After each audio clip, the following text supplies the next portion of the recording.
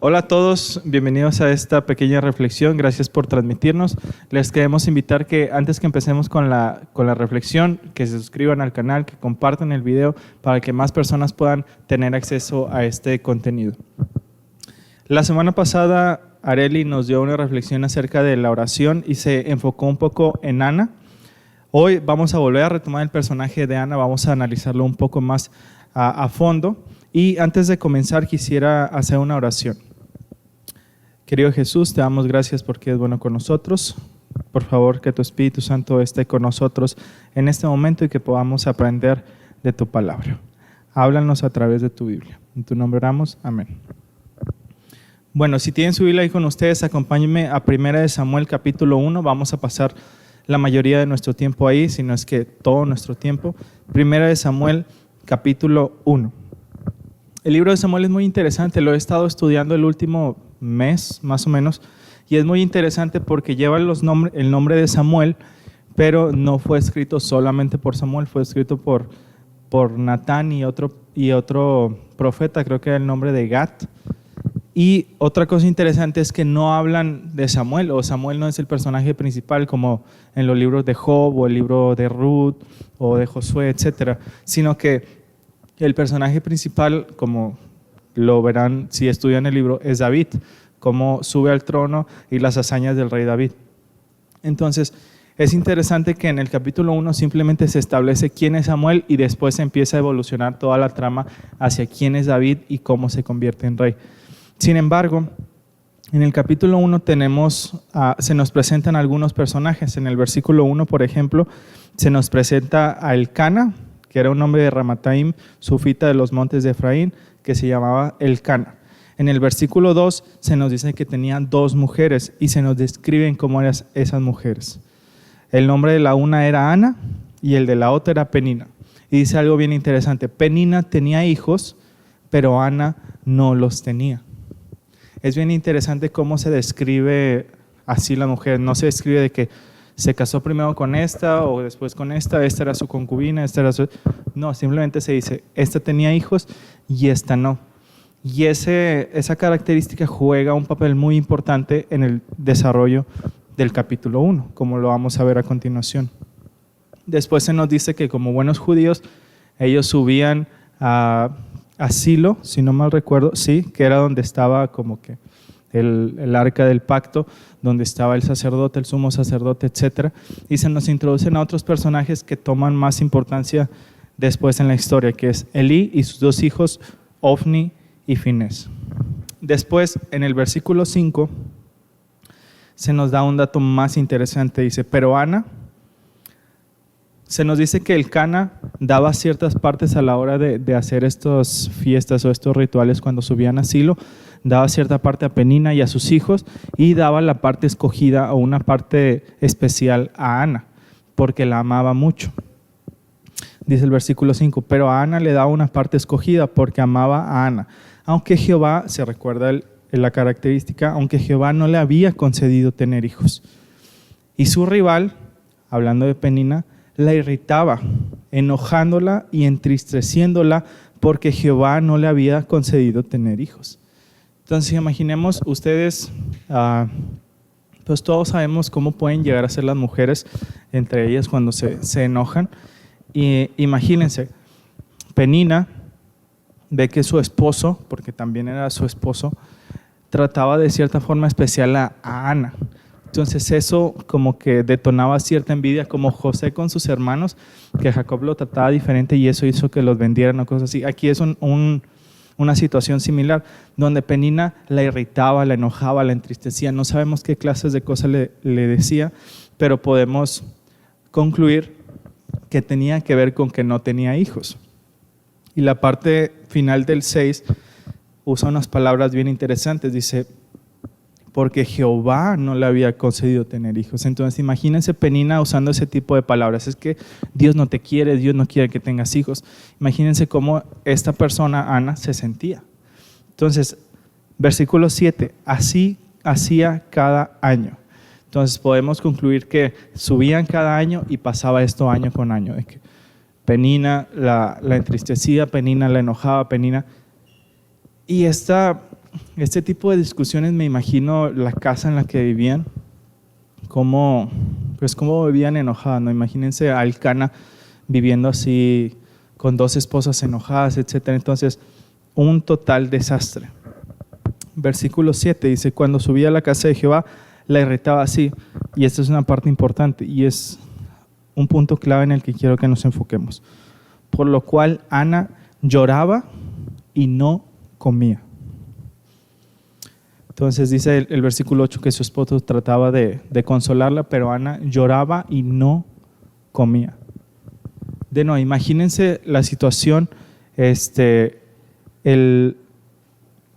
la magnitud del problema en el que estaba metida Ana para llorar y no comer. Tratemos de ponernos en sus zapatos, no que no tengamos hijos, porque ahorita hay personas que no tienen hijos y no es tan importante, pero en aquel entonces era una situación muy, muy importante. Hoy en día podemos, no sé, imagínate un problema que te entristezca y te haga no comer, que llegues a ese nivel de estrés en el que digas, ¿sabes qué? Es que no puedo. Que a tu esposo o a tu esposa le diagnostiquen cáncer, que te duela un poquito aquí, vas con el médico y resulta que es una enfermedad gravísima, que llegas al trabajo y sin deberla ni temerla te corren, que estás, no sé, en tu casa viendo televisión, recibes una llamada, oye, tal persona está en el hospital muy grave. Imagínate o trata de recordar alguna vez si has estado en esa situación. Trate de recordar el sentimiento, el pesar, el estrés, la tristeza, la frustración que sentiste en esa situación, a tal grado que no comiste. Tal vez si eres un poco más joven, no sé, estabas en la escuela y alguna situación con el sábado o reprobaste o no sé. El punto es que es una situación que te entristezca y te quite el hambre. Es algo fuerte, no es... no sé, es que se me acabaron los datos del celular, o es que se me rompió el pantalón, no, algo muy estresante, algo muy, muy grave. Entonces recuerda, si conociste a alguien o a ti te está pasando ahorita, o si te ha pasado, trata de recordar esa situación. ¿Por qué? Porque eso es en lo que me quiero enfocar en esta reflexión. Dice en el versículo 10 que estaban en Silo y ella fue al templo y dice el versículo 10, ella con amargura de alma oró a Jehová y lloró desconsoladamente.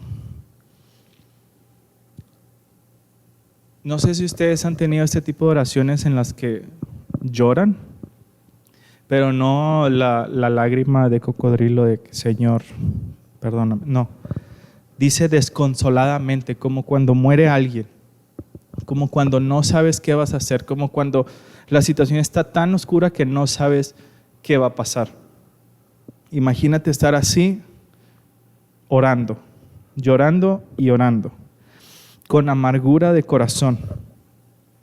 Después pasa la situación con Elí, que piensa que está borracha, etcétera, porque dice el versículo 12, mientras ella oraba largamente, Elí observaba sus labios, pero Ana oraba en silencio, solamente se movían sus labios, su voz no se oía, pero Elí la tuvo por ebria. Entonces hay este diálogo de que, ¿sabes qué? Es que no puedes estar así aquí, no es que no estoy así, estoy afligida ante el Señor, etcétera. Y Elí dice, ok, que el Señor tenga misericordia de ti. Entonces, a lo que voy o el punto al que quiero llegar es este, versículo 18. Recordemos cómo estaba triste y no comía. Después oró, llorando desconsoladamente y con amargura de alma.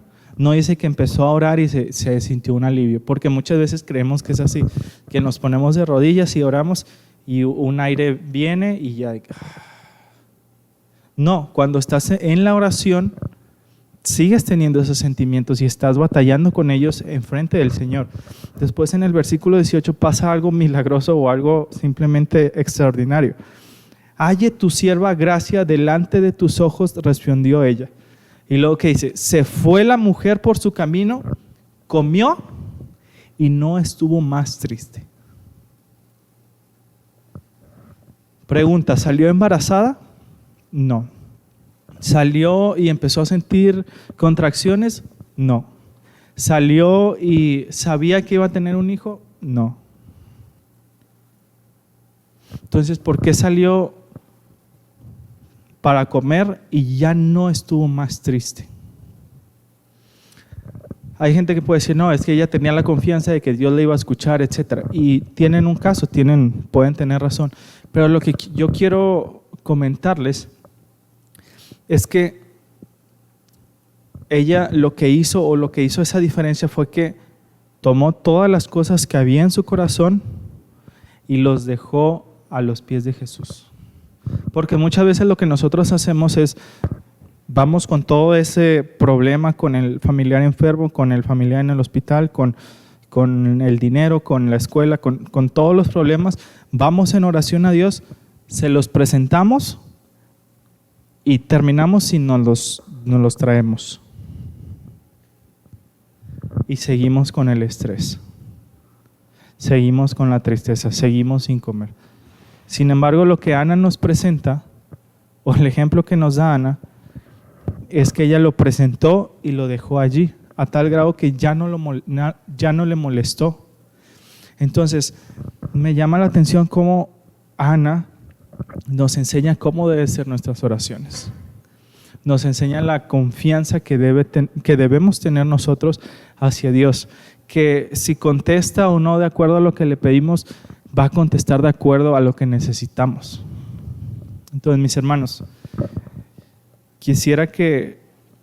no quisiera que estuvieran pasando por alguna situación difícil, pero si están pasando por una situación difícil, quisiera que recordaran, que fueran a estudiar este pasaje, que lo leyeran pausado, que lo leyeran lento y que vieran la actitud de Ana, que vieran cómo responde, que vieran ese cambio de actitud y cómo la confianza en Dios, la fe en Dios hace que las cosas cambien. Dios no ha respondido, Dios no ha contestado, Dios no se ha manifestado de forma visible hasta donde Ana sabe, pero ella confía en que ya lo dejó en manos de Dios y ya puede descansar.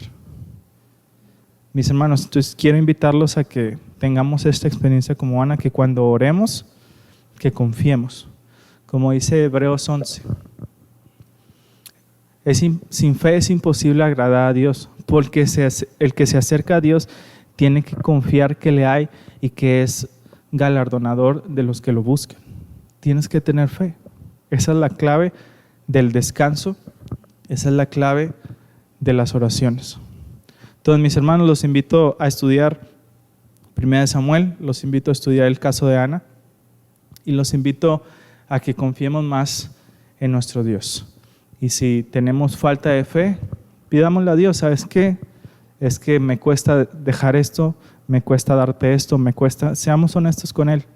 Como dice Ana, presentemos nuestra alma, nuestra amargura de alma y lloremos desconsoladamente, seamos honestos.